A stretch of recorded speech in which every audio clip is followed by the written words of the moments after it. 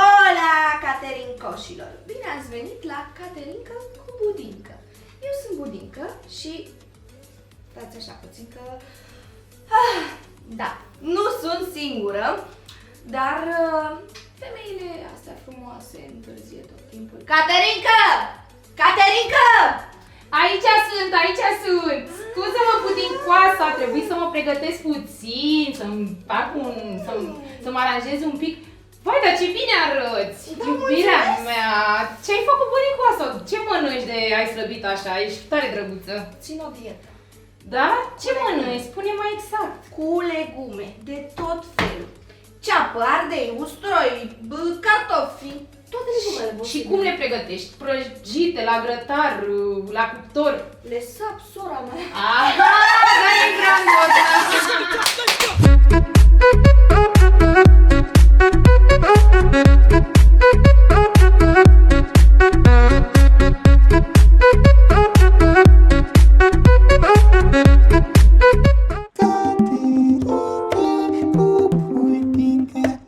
Bun, astăzi ne adresăm în mod special iubitorilor și iubitoarelor de pește. Ei, Budincoasă, nu e vorba de... Vă rog frumos, caterincoaselor, să nu iubiți peștele, să-l mâncați prăjit, la cuptor, fiert, bine. Să-l fierbeți bine de tot, fetelor, nu așa? Stai mă, Roxy, mă, că nu le-am spus cum se numește preparatul. Peștele care nu te bate! Bun, și ce Deci, merge lângă un pește de ăsta? Peștele știm că noată în apă, dar noi pe noi ne hătrăvește apa, așa că noroc. Bun. Eu vreau să beau când mănânc, nu vreau să beau acum, o să beau mai târziu. Da. Eu Haideți să... am băut acum, încep cu mai de dimineață, așa. Haideți să începem cu ingredientele. Avem aici 4 bucăți de pește alb. Puteți să folosiți șalău, orice fel de pește, nu Să fie contează, țărâna ușoară. dar să fie țărâna ușoară, Doamne miluiește, Doamne miluiește, alb să fie, nu bronzat, nu?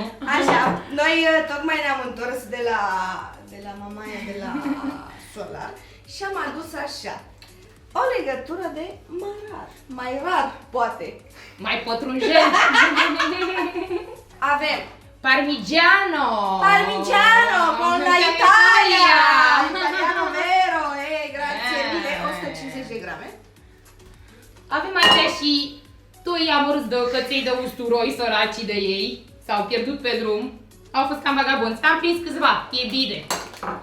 Am peu de maionez. Cam 120 de grame. Bătută bine. Vă rog Dar frumos. ce-am bătut-o, ia uitați. Mamă, cum dârdăie. Așa mă vede de Căr. Untișor. Excelent. Și avem aici și o legătură de cepuță, fraților. Caterincoșe mei. Cepuța se mănâncă cu mânuța! Să știți. Și peștele și cepuța se mănâncă cu mânuța. Haideți să începem gătirea acestui preparat. În primul rând, încălziți cuptorul la 150 de grade Celsius. Nu era 180? Măi, eu cred că 100... Da, în solar să știu că Mamă, e... sora mea, În că- solar e mai puțin. O idee mai puțin, că uite cum ne prăjim mereu. Așa că... Haide! E ok. O să-l brânzăm puțin peștele pentru 10 minute. Deci, în primul rând, luăm un vas termorezistent. Aruncăm cu niște unt aici, așa, ne supărăm pe unt. Trântim aici frumos. Ia să mângâiem puțin tava asta cu unt. Haide. Să luăm așa un pic de unt și începem ungerea. Și ungeți frumos. bine de tot. Toată lumea. Da, să fie totul cu gingășie, da?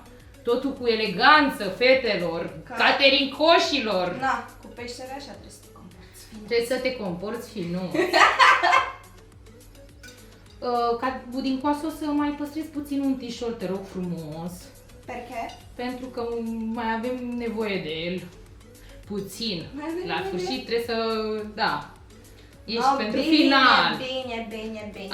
Așa. Acum, Eu fac ce spune ea. ia-te rog frumos tocătorul acesta de aici. Supărat, să pot să pun, arunc așa. Pun aici și aceaba? Te rog Aici și? frumos. Cum așa? Aici aruncăm toate supărate, așa, bang. Uite așa, dar te super pe ele un pic mai tare. Așa, te rog. Ok. Și acum, cu aceste mânuțe foarte, foarte delicate, vom lua peștișorul acesta. Așa, frumos, îi facem un pic de masaj, că săracul a trecut prin multe suferințe. Bagă puțin uleiuț, că peștele trebuie masat cu ulei, iubirea mea. Te rog să mă ajuți, pentru că e prea frumoasă treaba asta. Așa. Hai. Merge treaba. Să moară jaba. Stai să-l introducem pe tot înăuntru. Cum așa? Au! Ia-ți o pastă. Wow! Așa. Perfect. S-a masat și peștele.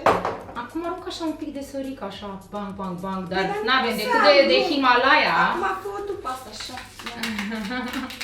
Am nevoie de niște șervețele. Fetelor. Acum vorbim așa puțin cu voi. Da? Haideți Că să nu luăm degeaba ne-am câteva îmbrăcat așa astăzi. Ne-am îmbrăcat așa astăzi, tocmai să vă influențăm și să vă spunem că în momentul în care sunteți în bucătărie, nu trebuie să fiți, cum zice Dana, cu capul în vârful capului și dereglate. Nu. Trebuie mai să- sexy. Să fiți parfumate, îngrijite, când vine soțul acasă, să fiți foarte sexy.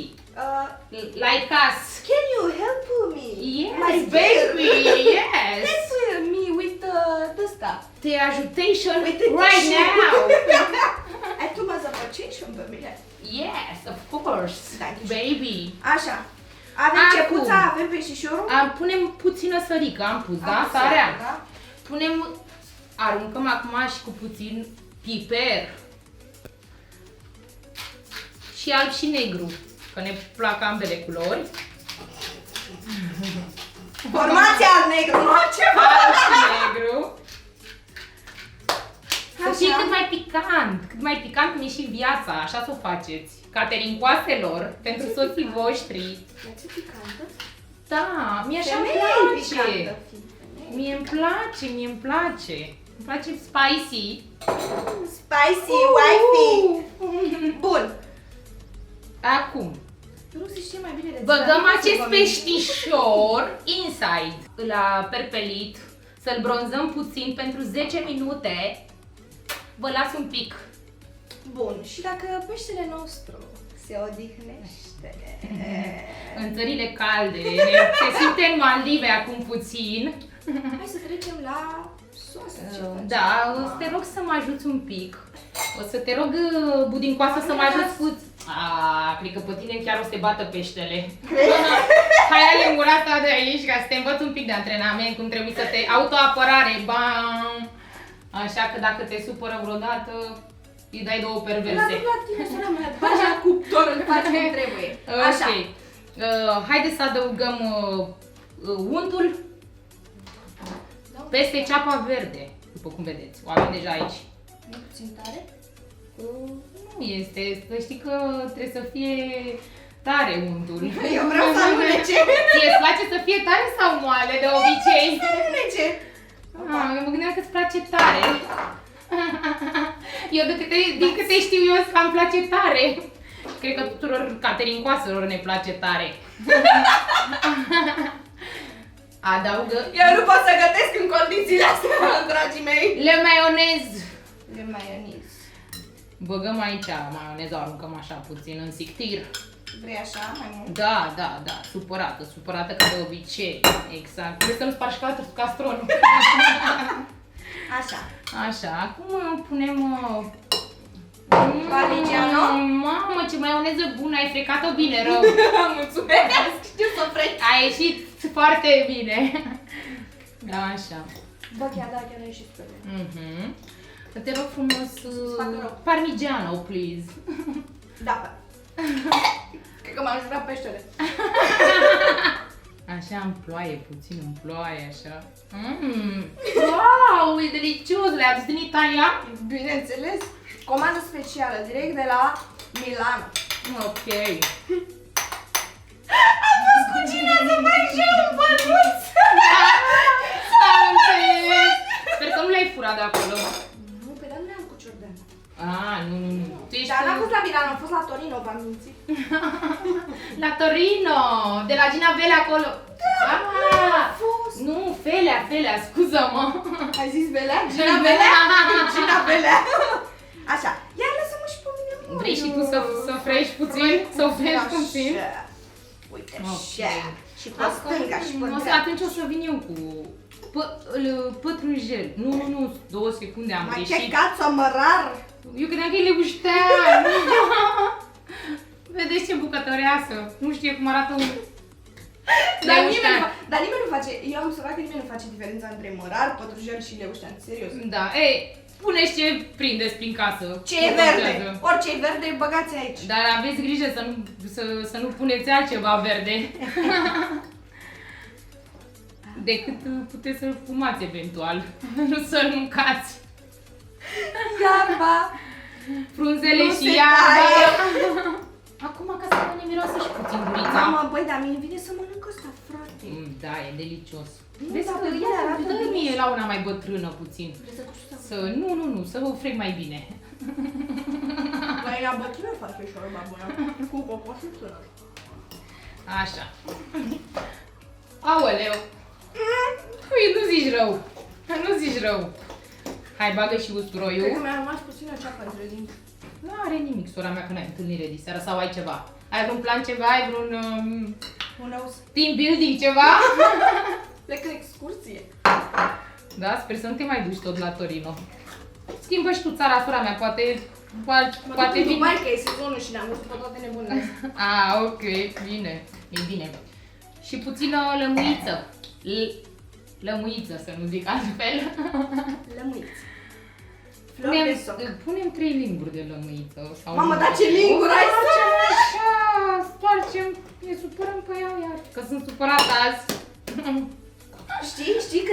Știi când ai lămâia și te scuipă și faci și ea și ea. Auzi? Exact așa cu lămâia asta acum. Vrei să-ți mai spun o Știi cum numesc canibalii alergătorii? Cine ia de fugă așa? Da. Nu. Fast food.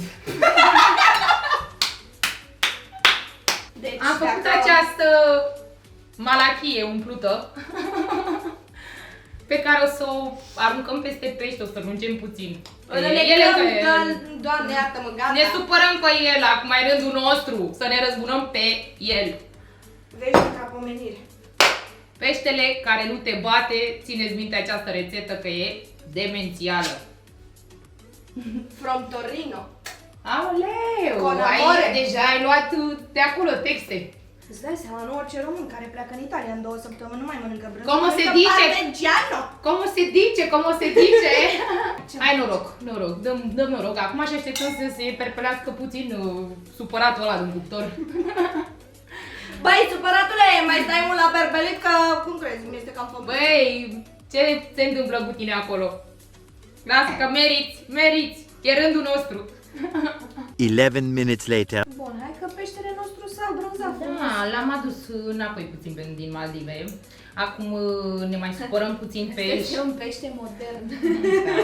Și acum Caterin coaselor ne mai răzbunăm puțin pe el și îl tocăm așa puțin, Deci, fete, la icre. Când vă supără, așa. Uite așa, bang. Frumos așa. Îl facem Mamă, dar ce bucățele. bine miroase, Doamne. Demențial. Să știți, fetelor, că femeile trebuie să fie și frumoase, să și gătească bine. Ca să știți. Absolut, perfect match. Asta ne spuneam mai devreme, nu mai pachetul stați, complet. nu mai stați în casă, zici că veniți de la, nu știu, Și să mirosiți a ceapă prăjită. Nu ne parfumăm frumos în bucătărie. După ce terminăm, da. Așa. Ne ducem frumos la băiță, ne facem un duș, ne freșăm, ne parfumăm, vine soțul acasă, bam, peștele gata. Arunci cu peștele pe el și gata.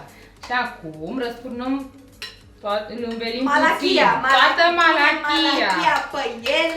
toată malachia pe el să fie. Da. Îl sufocăm. Este și foarte, foarte sănătoasă. Draga mea, să știi. Nu e cea mai sănătoasă, dar nu e foarte bogată în calorii, adică... Merge. În zilele de weekend merge excelent. Și Da, foarte și mai ales- bine gătit. Exact, pentru oamenii care nu au așa. Pentru fetele care au carieră și muncesc foarte mult. Pentru Imediat. fetele astea de oraș. Pe oraș. L-ați aruncat cu peștele ăsta în față la o cină romantică, gata. Ați îmbârligat băiatul. L-ați ars pe fraier. Da. Să vedeți cum scoate, aruncă cu gențile după voi. Numai Louis Vuittoane, numai de-astea, Gucci. Mai nebuneli. Hai, Și peștele. acum, direct cu el, încă 15 minute la prăjit. De unde stați la mănușa? Nu punem mâna așa că te ars. Ok. Uite, vedeți ce bună e o prietenă câteodată. Nu, Să n-am mă, niciodată să mă protejeze. Să se ardă. E bine. Poate doar așa puțin la foplic. Much later. Oh, Caterinca, ai venit cu peștele, mâncai și Da, gurița uite-te lui. ce perfect este. E ăsta care nu te bate, ca să știi. Asta care îmi place mie. Da, și acum aruncăm niște lămâiță. Așa, puțin. Așa, la mișto. Mamă, Frumos. n-aveți calator? Da, Nu, și s-a miroase? terminat. Spune tu cum miroase acum, na. Nu pot, mi-aș dori să aveți un nas virtual să puteți să mirosiți nebunia asta, chiar da. Și dăm puțin pătrunjel peste bot. Bang, bang, bang, bang, bang. Alexandra, haide că nu mai pot, vreau să mănânc. Vrei să-l mănânci, da? Băi, Bogdan, nu mănâncă nasul ăsta rău de tot. Eu cred că o să ai probleme, dar nu, mai bine că l-am gătit. Și cred că nu o să mai ai probleme cu el. E prăjit, gata. Iubiți, dragii. Dragi caterincoși, vă aștept să gustați.